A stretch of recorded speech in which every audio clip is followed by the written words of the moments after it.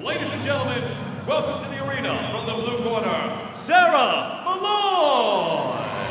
A great ovation for the mother of three, Sarah Malloy. An Invicta veteran, career record of 3-2.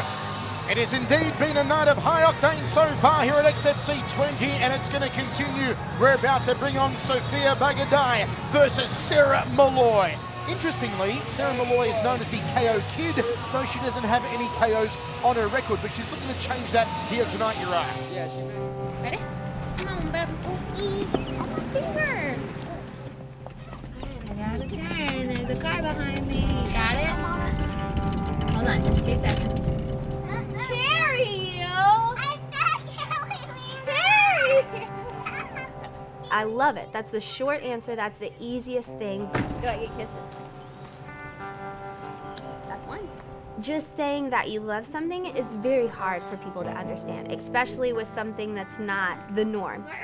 Over a lifetime as a person, there are those circumstances where you get beaten down. You know, you get knocked down, things happen, and you have struggles. And to find something that can physically empower you is something that can make you whole again. Well, I think it's her will, her confidence, she's always so bubbly, and she's one, like Ronnie said, 110% into everything she's ever done. She's always been like that. I agree, just always, very, self-driven and self-motivated and anything she does, wants to do her best. Knock the foot this way. Right? Come back up. You find your worth in this gym. I found my self-worth, my confidence in this gym, on these bags, on these mats, and I feel like because of all that, I've become one of the strongest women out there, and now I get to lead by example and share that to other people. A personal trainer, a business owner, and a loving daughter, wife, and mother to 3.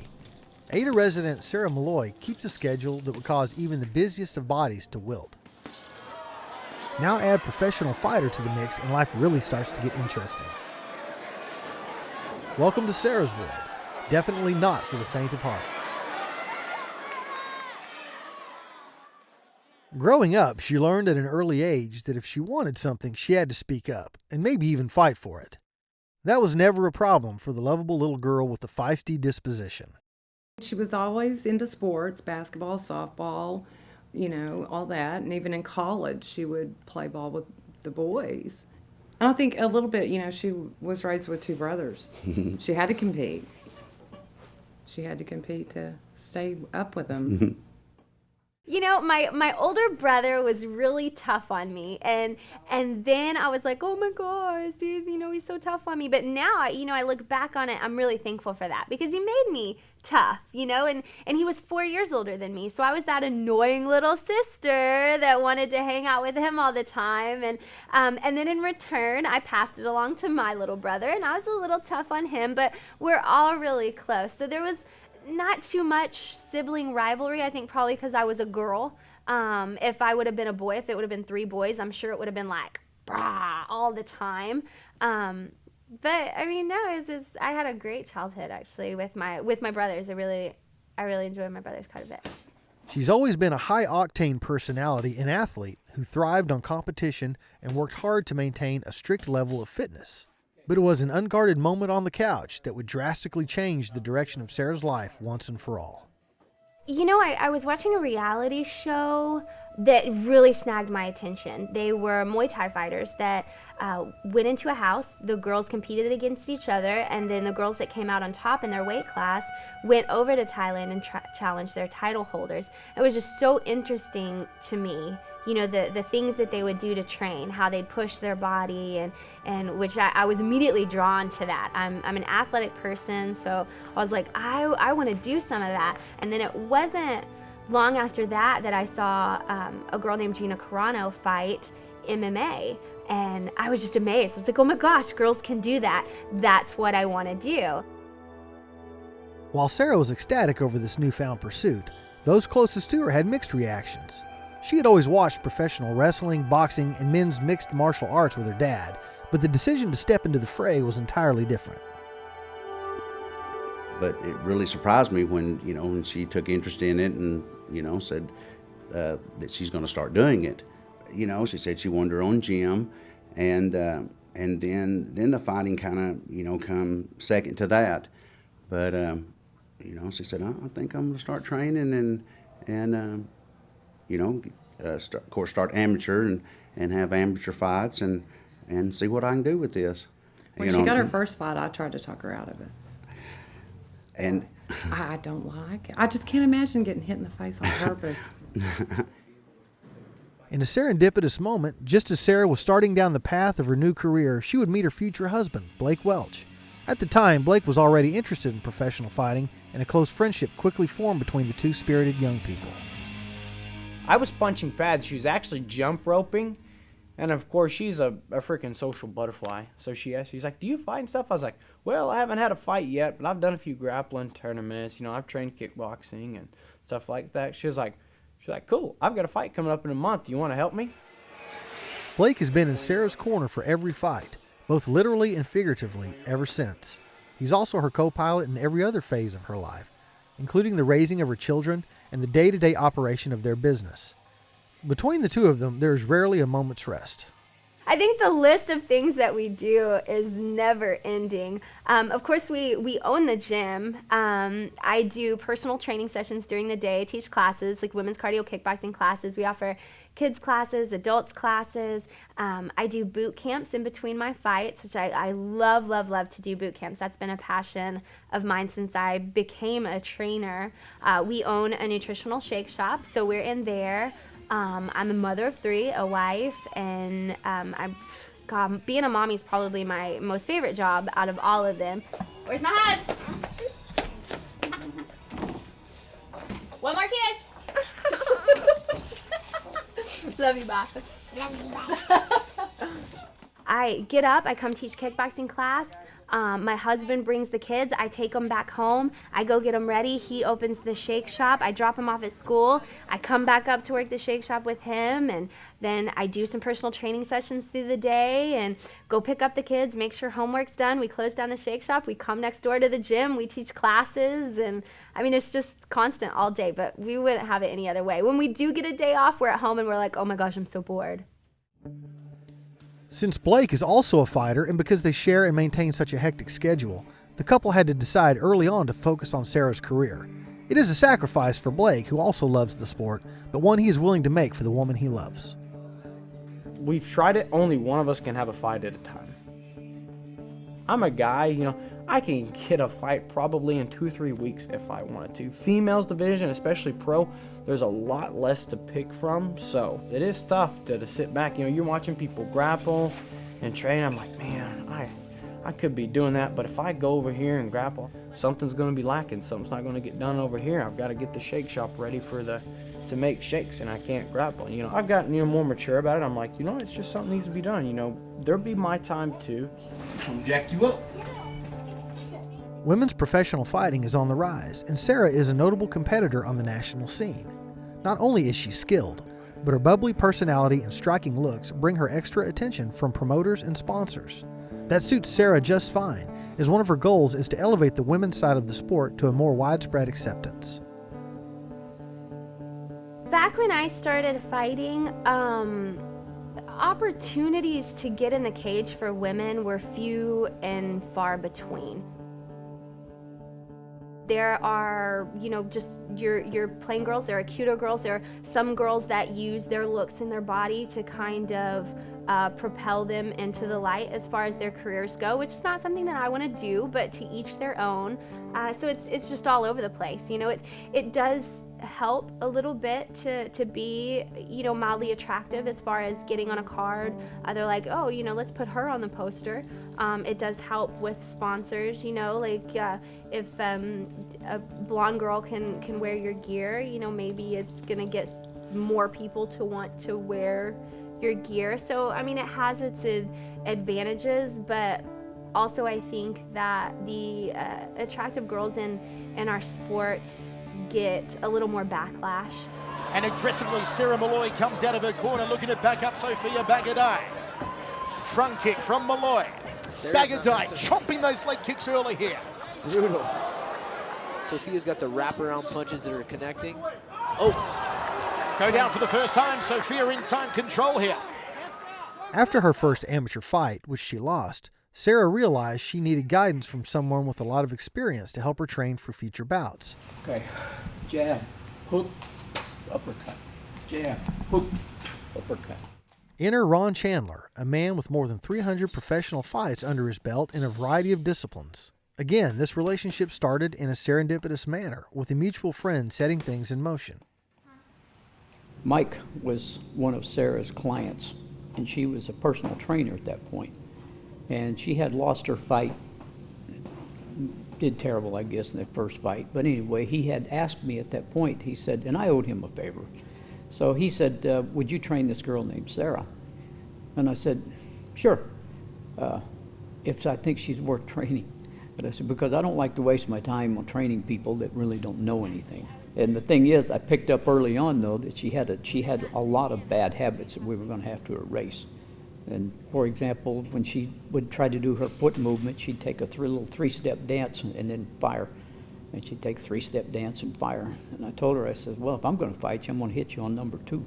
So that's how we met each other. And after that, I continued to train them and had about 2.5, 3 weeks, I think, somewhere in that vicinity.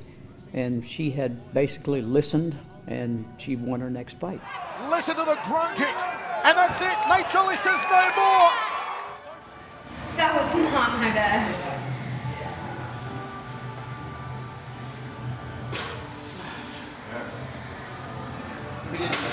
That was sad and pathetic. You turned in on her until you got tired. That weight cut was way too severe. Ron has been Sarah's trainer ever since, coaching her through several professional fights so far. It's been a symbiotic relationship, with each of them learning as much as the other. That first fight that I had as a pro, it didn't even last the whole first round, but I was completely exhausted. You're so excited and you're nervous, and you've got that fight or flight tendency inside of you that's like pulling you here, pulling you there. I gotta go fight. No, I don't want to fight. Oh my gosh, what am I doing? And so I was just exhausted after one round, but you learn how to deal with that a lot better. It's been an educational process for me, as well as dealing with the women's mentality as opposed to a male. And testosterone, I understand. Estrogen, I don't have a clue. So I don't know what to do with that.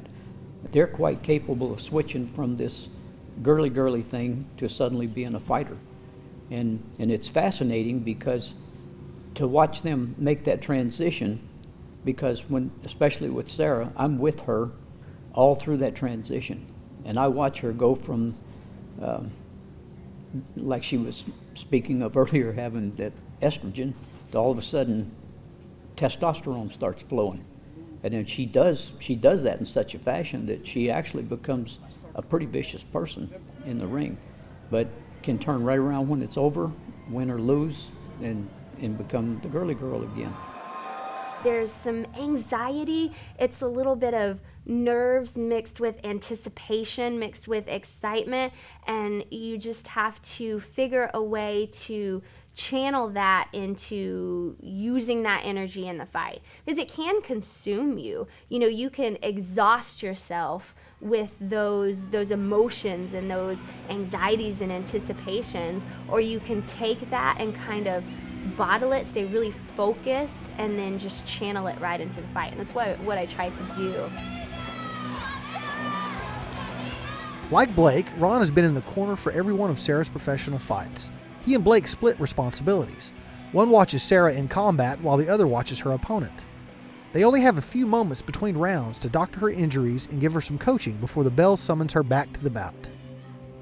When you go into the ring, I have to make the same transition she does. And even though I have absolutely nothing against the other opponent, I mean, there's nothing personal, but it's business. And so you actually have to change as cornerman too, because I have to give her advice to make her more vicious. I have to turn her into that animal, if you will. But I do it in the fashion that she's a thinking animal.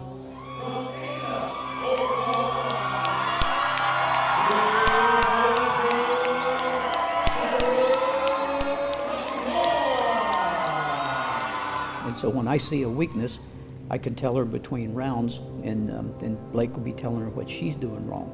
So that way the cornerman is extremely important, because that's having eyes outside the fight. Everything that you tell her has to be to her benefit. And so I may be just outside the ring, but I'm in the ring thinking about how she's moving, how her opponent's moving, what to look for. And so when I find those weaknesses, then I have to convey those to her, and then we have to give her water, and if she has a swelling or something, we have to get that down. We got 60 seconds. I try to explain to her, you're never in the ring by yourself, because there's people out here supporting you. Professional fighting can be a brutal sport, and injuries do occur, both during battle and during training. It's injury, or more precisely the fear of injury, that gives some people reason for pause. The fear of injury is what keeps so many would-be competitors out of the sport, and the fear of witnessing injury is what keeps many would-be fans out of the arena. It was probably, I don't know, third or fourth fight before her mom, Vicky, even watched and even came to the first fight. I think my mom was probably the longest holdout, only because she didn't want to see me get hurt. So she was really nervous. It bothers her when I pull weight, So when I'm sitting there and I'm just like, I'm just so tired, I'm so thirsty, she's like, just stop right now. Just take a drink of water right now. She had to let her mom, in her own time, okay, I'm going to come to this fight.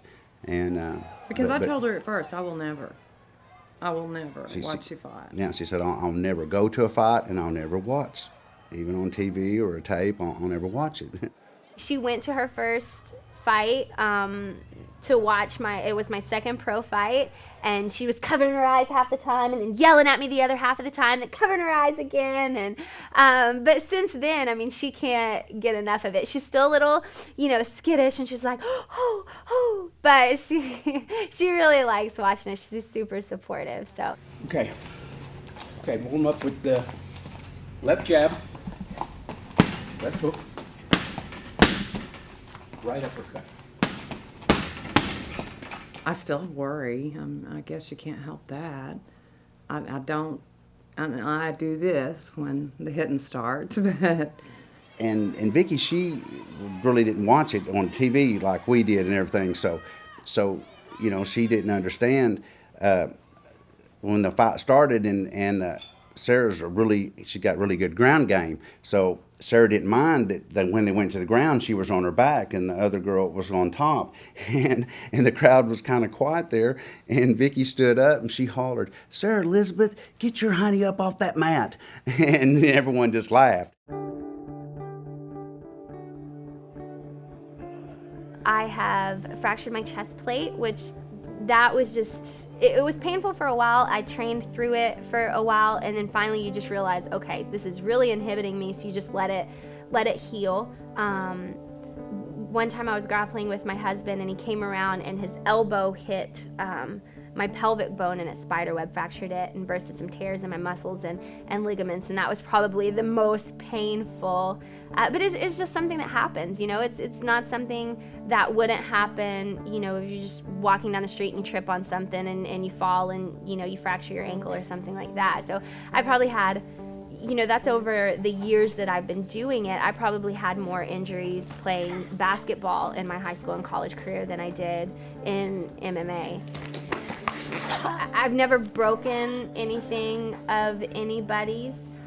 Fortunately, when I have won by submission, they've tapped out before it got too serious. It's nice to see a swollen, puffy face from your opponent after a fight. I mean, then you know you did your job right. Many people who don't understand or accept professional fighting may be confusing its aggression with violence. Those participating in the sport say this is a common mistake and hope to help educate those making this particular misjudgment. Most fighters simply do it for the joy it brings them. Why do we fight? I mean, why does any fighter fight? Some people do it for money, but in all honesty, there's not a lot of money in it. But I do it, and everybody I know that comes in here does it for fun. I'm able to push not only my body, but my mind. So it's not even about confrontation. I'm probably the least confrontational person you'll ever meet. I've never been in a street fight or anything like that. I'm a lover, not a fighter, but it's all about pushing your body. And then fighting in the cage is secondary. I'm working my butt off in the gym, and that's what I really, really love to do. And then I get to take those skills that I've been working on and see how it works inside a cage. And I just happen to get paid for it, which is extra cool. So, in reality, you know, people who don't know this sport, they think of it as you know, such a brutal. And yeah, I mean, it is fighting. You know, this is a sport. You know, it's good to be aggressive, but it's stupid to let your emotions take control of you, because what's going to happen? You're going to burn yourself out. You're going to wear yourself out, and more than likely, you're not going to have technique. So, do that bad technique, you know, burn all that energy, you got nothing left. The guy's just going to sit back and pick you apart, you know, or just blast through you after that. Most mixed martial arts promotions are regulated by the Boxing Commission. So there's really strict rules. They step in and take care of not only the fighters but the promotion, make sure that contracts are upheld, the safety of the fighters is, you know, just first and foremost. They regulate the referees. They'll, you know, sign off on your hand wraps and make sure that, you know, you're not taking any performance enhancers or anything like that. There's ringside doctors because of that. So it's a very regulated sport. With Sarah, everything is truly a family affair. Those who sign up for training at her gym soon find themselves adopted into a tight-knit circle. We do it as a family. We're all just really close, and it's not just my blood family. It's not just me and my husband and my kids. It's our gym family. As you come in here, you train with us, we make you our family, we take you to church. That's kind of, you know, the process that happens. So we're all super close in here. At the end of the day, Sarah's passion drives most everything it touches. It's infectious, and those around her can't help but feel connected and supportive of her dream to become the best female fighter she can be. At the same time, Sarah's investment in those around her is just as deep, maybe even deeper. Those close to her know they are more than welcome to come along for the ride. When you don't enjoy doing something, you kind of get this sense of, oh my gosh, it's 8 o'clock and I still gotta go do that, and all I wanna do is go to bed. And don't get me wrong, we have some of those nights, but when you love to do this, you're like, whew, it's training time, let's go. I like her attitude because she's a wife, mother, business owner, professional fighter, and so in that respect, she's definitely a woman of many talents. And you know, you have to admire someone that can juggle all that. It's amazing. I couldn't keep up with her. I couldn't either. No. She has got more energy than he and I put together. That's true. I enjoy getting people healthy, you know, making them shakes and doing nutrition classes. I enjoy working people out.